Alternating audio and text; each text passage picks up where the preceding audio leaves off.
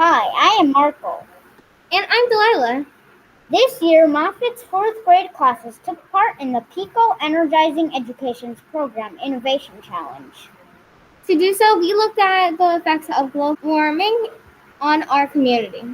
We found that one of the effects of global warming was heavier rains. This led to problems with flooding and other stresses on our watershed, like runoff.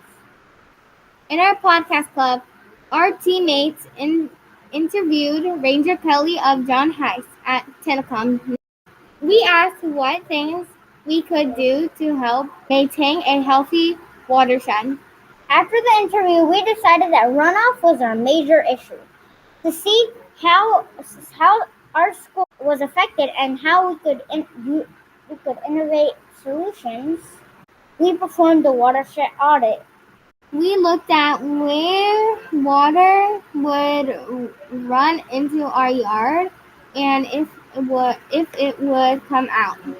We noticed that trash flowed to certain areas of the schoolyard and are working to put new trash cans in those spaces as a short-term solution.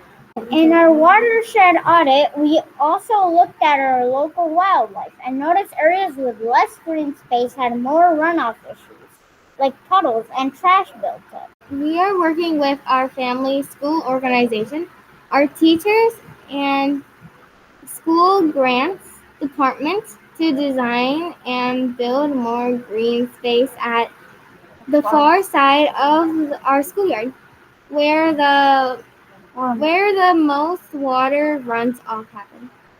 In the meantime, our FSO students cleaned up the yard this spring.